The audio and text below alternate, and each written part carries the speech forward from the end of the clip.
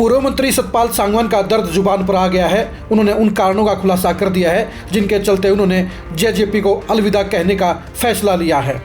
JJP के राष्ट्रीय उपाध्यक्ष रहे सतपाल सांगवान की गिनती बड़े नेताओं में होती है और उन्होंने जेजेपी को बड़े बुझेमन के साथ अलविदा कहने का काम किया है और अगला फैसला लेने के लिए 19 नवंबर को अपने समर्थकों की बैठक बुलाई है।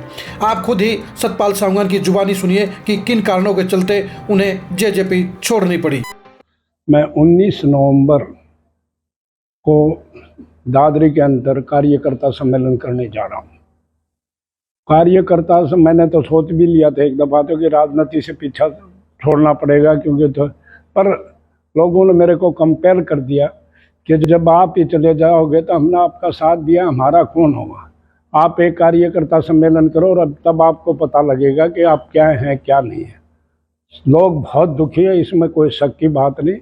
ये मेरा जो सम्मेलन होगा वो किसी पार्टी का सम्मेलन नहीं होगा, बगैर झंडे के होगा, बगैर उसके वो सतपाल का नाम का कार्य सम्मेलन होगा कि सतपाल सांगवान अपने कार्यकर्ताओं को इनवाइट करेगा और आप आना उस दिन और आप देखोगे कि ये हो क्या गया। मेरे को भी अचंभा होगा, लोग यूँ कह रहे हैं कि आप भी अचंभा करोगे कि इतनी जनता आएगी कि आप सोच ही नहीं सकते। उस दिन मैं उन लोगों के साथ खुल्लम खुल्ला अपनी बात करूँगा और जो वो कहेगी जनता मेरी वो मैं करूँगा।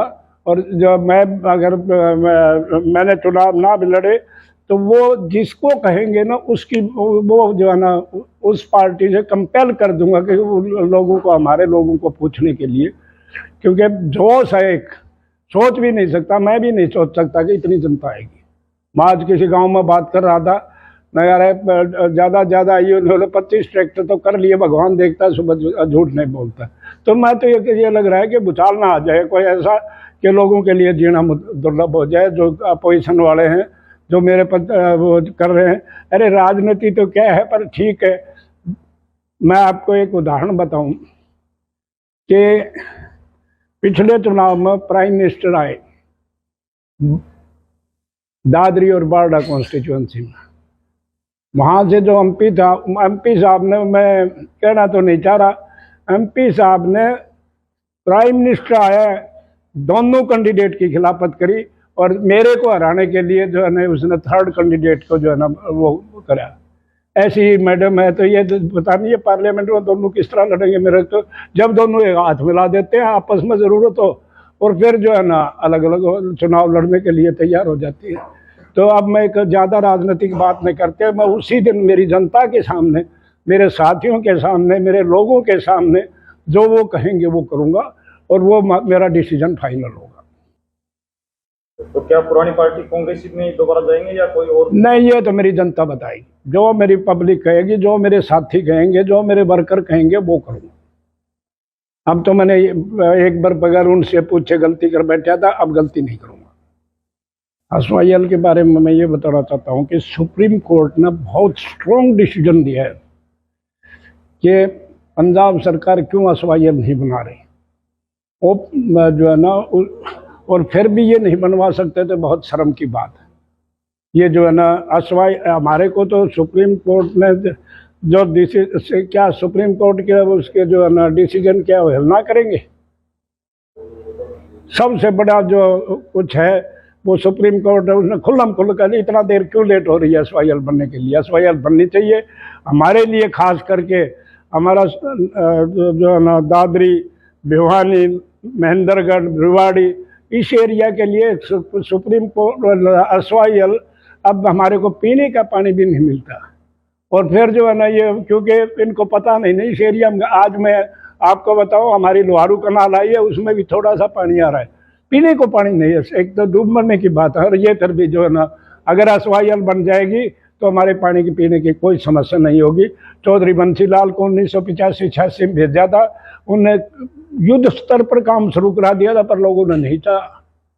तो अब यह एक बहुत बढ़िया डिसीजन है सुप्रीम कोर्ट का। सेंट्रल गवर्नमेंट को चाहिए कि ये खट्टर साहब की सरकार है, यहाँ भी ऊपर भी कि जो है ना एसवाईएल को जल्दी मनवाए।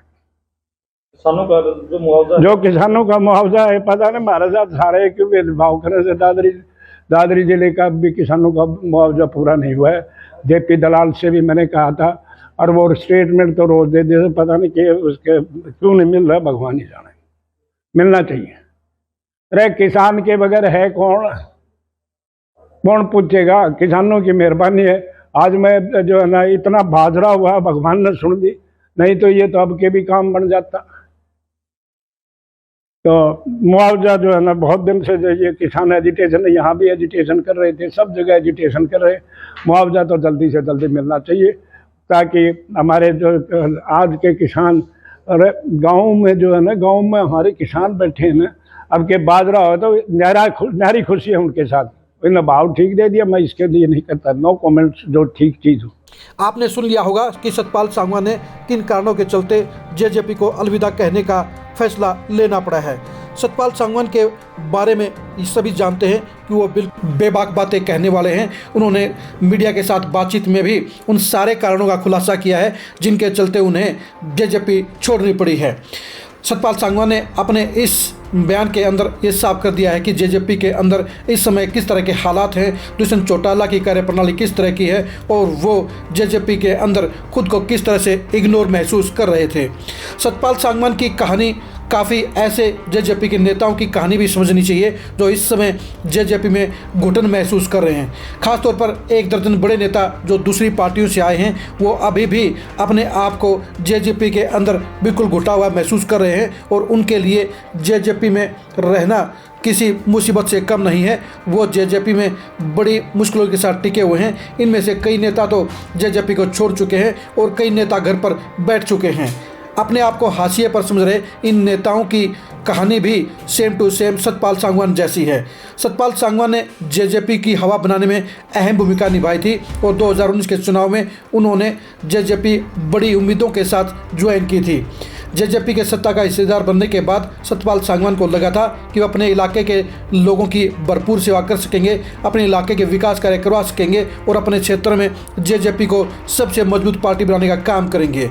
लेकिन 4 साल के दौरान सतपाल सांगवान को जेजेपी के अंदर कई तरह के कड़वे अनुभवों को झेलना पड़ा। उन्हें अपने आप को हाशिए पर देखना पड़ा, उन्हें दुष्यंत चौटाला के आगे अपने आप को इग्नोर देखना पड़ा और तमाम तरह की नेगेटिविटी के बीच जब पानी सर से ऊपर गुजर गया तो अब सतपाल सांगवान को जेजेपी छोड़ने का फैसला लेना पड़ा है। सतपाल सांगवान के ये जज्बात बता रहे हैं कि जेजेपी में इसमें कुछ भी अच्छा नहीं चल रहा है। सबसे बड़े नेता होने के नाते दुष्यंत चौटाला की जिम्मेदारी बनती थी कि वह सभी नेताओं को साथ लेकर चलते, बड़े नेताओं को बड़ा सम्मान देते और पार्टी की मजबूती के लिए उनके साथी नेताओं को संगठन में शामिल करते और सभी नेताओं की रायशुमारी लेकर जेजेपी को मजबूत करने का काम करते। लेकिन सतपाल सांगवान ने आपको बता दिया कि जेजेपी में किस तरह के हालात हैं और वहाँ पर किस तरह का सिस्टम चल रहा है और किन कारणों के चलते सतपाल सांगवान को जेजेपी छोड़नी पड़ी है। सतपाल सांगवान के जज्बात और बयान दोनों ही असलियत की कली खोल रहे हैं कि किस तरह से जेजेपी के अंदर घुटन का माहौल है, किस तरह से जेजेपी के अंदर नेताओं को इग्नोर करने का काम किया जाता है और किस तरह से जेजेपी के अंदर उन नेताओं की कोई बात की सुनवाई नहीं होती है। सतपाल सांगवान का जेजेपी छोड़ना हरियाणा की सियासत के लिए एक बड़ी घटना रहेगी और ख़ास तौर पर जेजेपी के लिए इसे बड़ा झटका माना जाएगा। सतपाल सांगवान ने साफ कर दिया है कि उन्होंने जेजेपी के अंदर किस तरह के माहौल को बर्दाश्त किया है, जेजेपी में किन कारणों के चलते वो खामोश रहे और अब अपने समर्थकों की भरपूर प्रेशर के चलते उन्होंने जेजेपी को छोड़ने का फैसला लिया है। सतपाल सांगवान का अगला फैसला क्या होगा ये तो कोई नहीं जानता, लेकिन कहीं ना कहीं वो ऐसा फैसला लेंगे जो उनकी साख और सियासत दोनों को नए मुकाम पर ले जाने का काम करेगा। 19 नवंबर को सतपाल सांगवान के अगले फैसले को जानने के लिए आप खरी खरी न्यूज़ के साथ बने रहिए। 2024 में सतपाल सांगवान की सियासत को समझने के लिए आप खरी खरी न्यूज़ के साथ बने रहिए। सतपाल सांगवान के सबसे बड़े फैसले को जानने के लिए भी आप खरी खरी न्यूज़ के साथ बने रहिए। आप हमारे फेसबुक पेज को लाइक कीजिए, आप हमारे यूट्यूब चैनल को सब्सक्राइब कीजिए। नमस्कार।